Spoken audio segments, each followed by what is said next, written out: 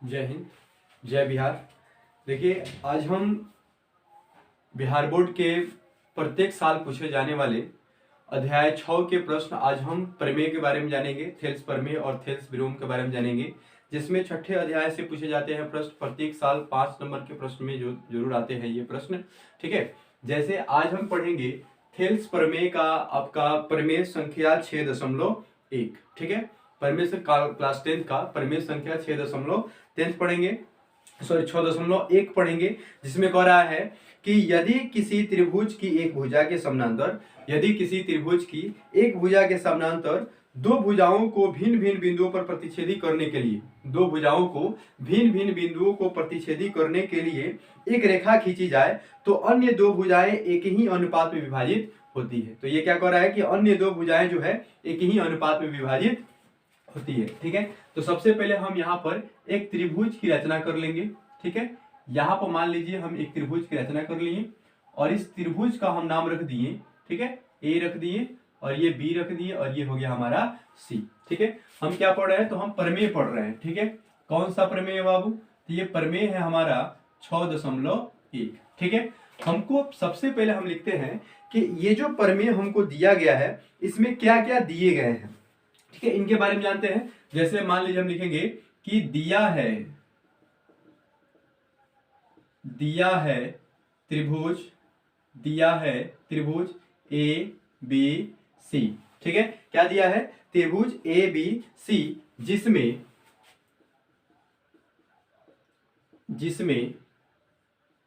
BC के समांतर ठीक है, बीसी के समांतर एक अन्य भुजाएं लिख लेंगे जिसका नाम है डीई। ठीक है, उसका नाम क्या लिखनी है? डीई। ठीक है, बीसी के समांतर डीई। क्या लिखे हैं? हमको क्या दिया गया है? त्रिभुज ए बी सी में जिसमें बीसी के समांतर ठीक है डी रेखा खींची गई है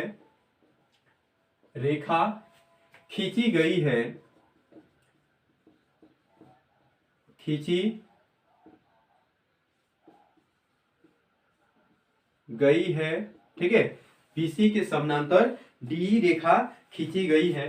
तो हमें सिद्ध करना है। ठीक है, हमें सिद्ध करना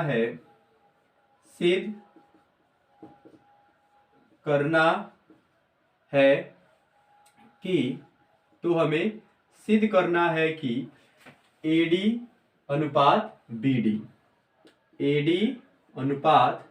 बीडी बराबर हो एई अनुपात ईसी का। ठीक है, तो हमें सिद्ध करना है कि एडी अनुपात बीडी और एई अनुपात एसी की, क्योंकि हमारे प्रश्न में यही पूछे गए हैं। ठीक है, अब इनको हमको ज्ञात करने के लिए, अनुपातिक लाने के लिए हमको कुछ रचना करना पड़ेगा। जैसे मान लीजिए कि हम यहाँ पे रचना कर रहे हैं, लिखेंगे रचना। ठीक है, अब रचना में हम क्या लिखेंगे?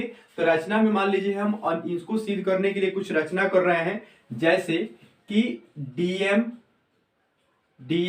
लंब। ठीक है, डीएम लंब एई पर, ये मान लीजिए हम रचना कर रहे हैं इस तरह का डीएम लंब एई पर, डीएम लंब एई तथा डीएम लंब एई तथा ईएफ लंब एडी पर। ठीक है, ईएफ लंब एडी पर मान लीजिए हम यहां से लंब खींच लिए। ठीक है, ये कौन सा भुजा हमारा? एडी हुआ और लंब कौन सा था? ईएफ था। ठीक है, ईएफ लंब एडी पर, ये हम अपना क्या किए? लंब ले लिए। ठीक है, अब जब हम ठीक है, उसके बाद क्या करना है? ठीक है, डीएफ लंब एडी पर और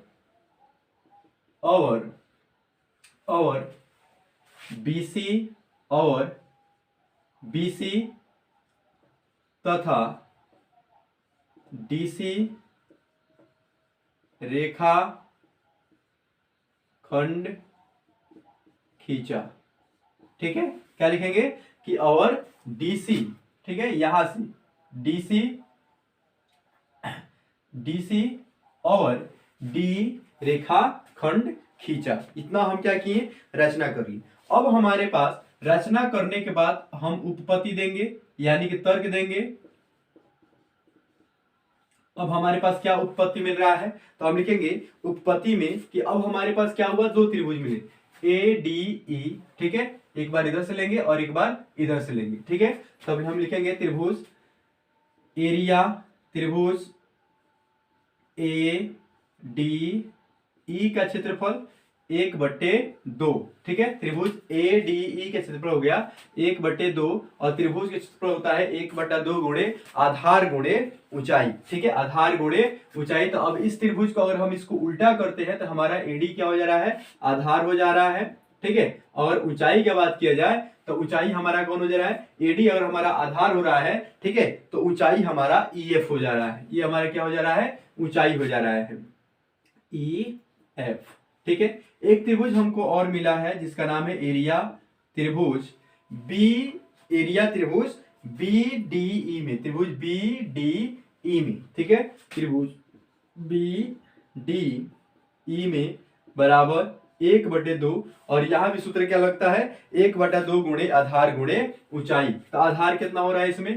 तो आधार हमारा हो रहा है इसमें बी डी, आधार इसमें हो रहा है बीडी। और न्यून कोण की ऊंचाई नापने के लिए क्या होता है, जो शीर्षक कोण होते हैं ऊपर वाले, उनसे एक लंब गिराया जाता है, जिसका जो लंब हो रहा है हमारे पास त्रिभुज बी डी ई में लंब हो रहा है हमारे पास ये वाला ईएफ लंब हो रहा है, ठीक है। हमारे पास क्या हो रहे हैं, ईएफ हमारे पास लंब हो रहे हैं।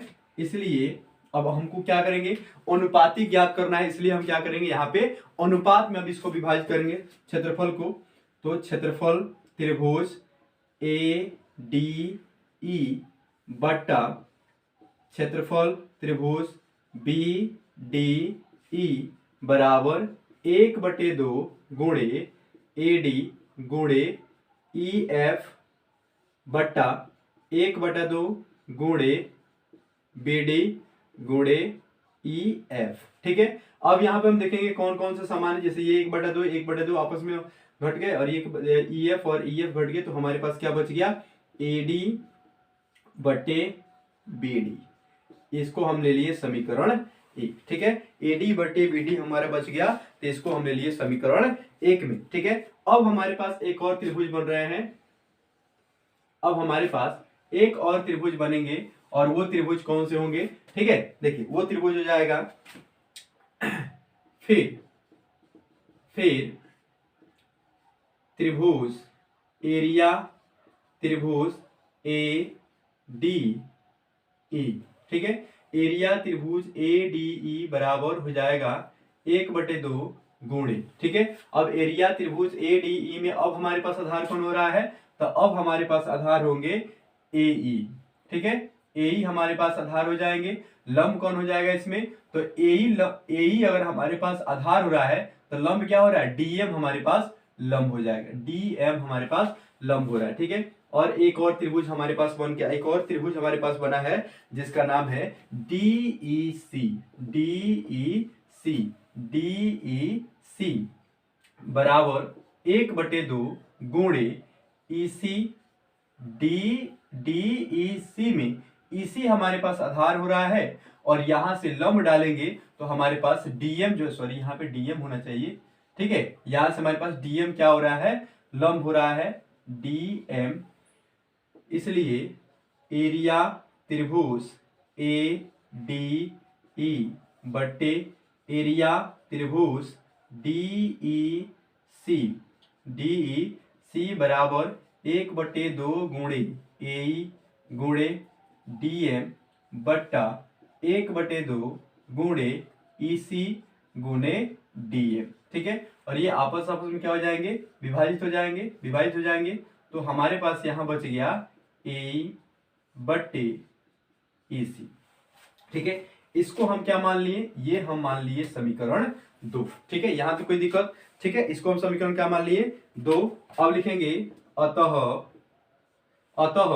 ठीक है, अतः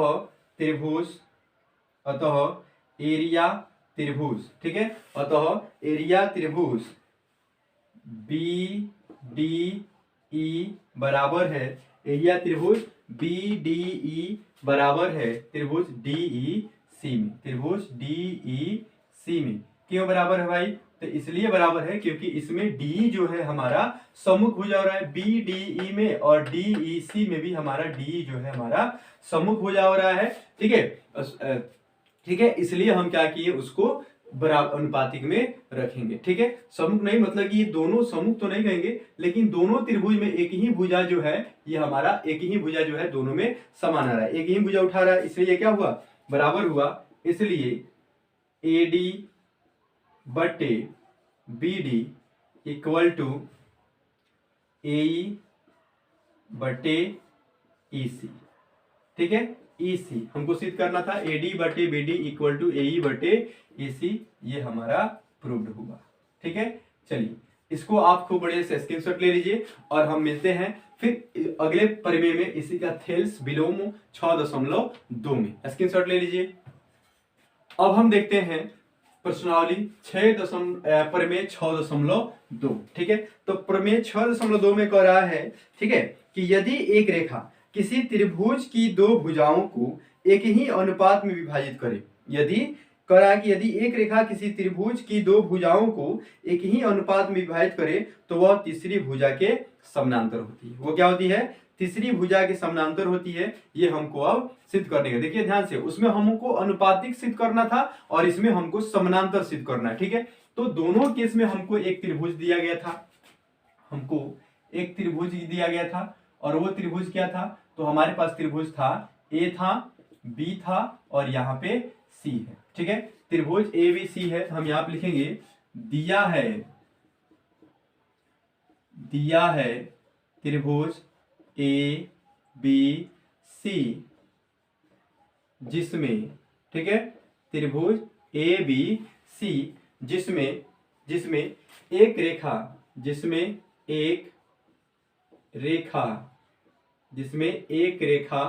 डी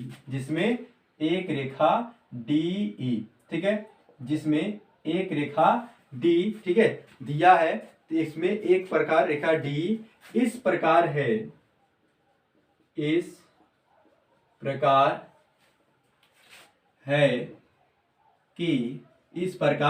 है कि AD बटे BD, ठीक है, AD बटे BD equal to AE upon EC। ठीक है, AE अपॉन EC, ठीक है, AE अपॉन EC। तो सिद्ध करना है, तो हमें क्या करना है, सिद्ध करना है, तो सिद्ध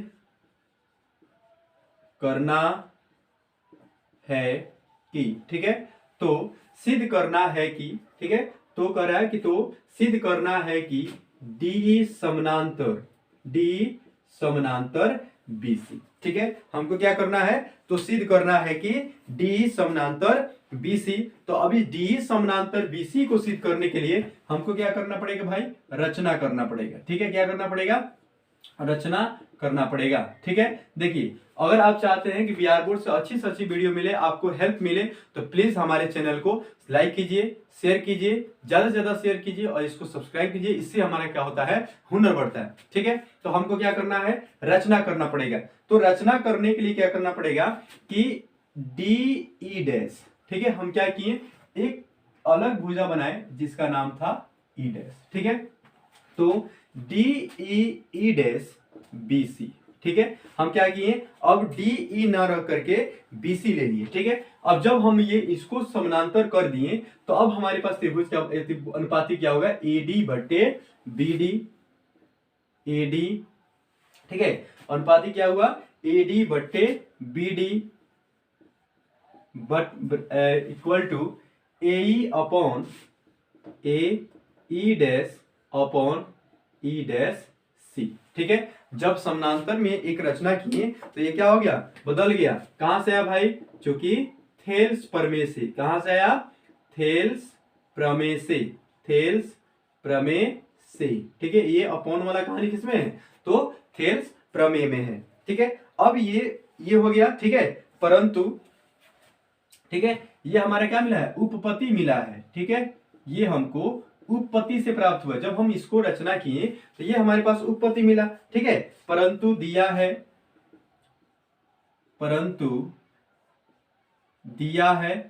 तो परंतु हमको क्या दिया भाई, तो परंतु हमको दिया है AD बट्टा BD, ठीक है, AD बट्टे BD इक्वल टू AE बट्टे EC, ठीक है, AE बट्टा EC ये हमको पहले से दिया है। अब आप जानते हैं कि जब AD इक्वल टू BD बराबर AE dash but upon E dash C है, तब हमको AD बट्टा BD ना लिख करके E dash upon E dash C हम लिख सकते हैं आराम से, ठीक है।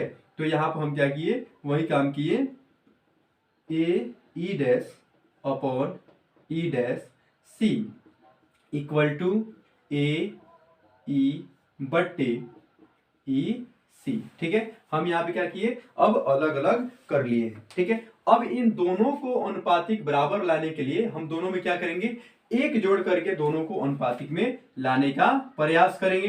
तो लिखेंगे E dash C plus 1 equal to AE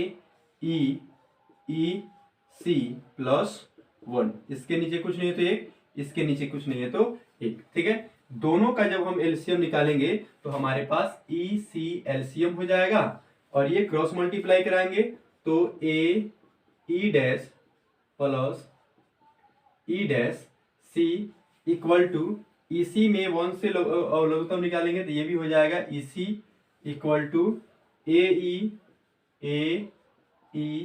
plus EC, ठीक है। ये क्या हुआ, अपॉन हो गया, ठीक है। अब यहाँ पे देखिए E डैश और E डैश ये दोनों क्या हो रहा है, कट जाएंगे तो बच क्या गया, EC बट्टे EC इक्वल टू, सॉरी यहाँ पे E डैश रहेंगे, ये E डैश हो गया, ठीक है, E डैश, और ये हो गया हमारे पास EC बट्टे AC, ठीक है। तो आप जानते हैं कि जब अंश बराबर हो रहा है तो हर भी क्या हो सकता है, बराबर हो सकता है। तो E dash C equal to EC, ठीक है, इक्वल टू EC, ठीक है। चूंकि E डैश और E, ठीक है, चूंकि E डैश और E एक ही बिंदु है, एक ही बिंदु है, ये क्या है, एक ही बिंदु है, ठीक है, एक ही बिंदु है, इसलिए DE समानांतर BC, यही हमको सिद्ध करना था, ठीक है, यही हमको सिद्ध करना था, ठीक है। अब आप स्क्रीनशॉट ले लीजिए इसको, ठीक है। चलिए, अगर आप चाहते हैं, प्लीज अगर वीडियो अच्छा लगा हो दोस्तों तो इसको शेयर कीजिए, ज्यादा से ज्यादा शेयर कीजिए, लाइक कीजिए, कमेंट कीजिए, और हमारे चैनल को सब्सक्राइब करना नहीं भूलिएगा। मिलेंगे अगले वीडियो में। जय बिहार।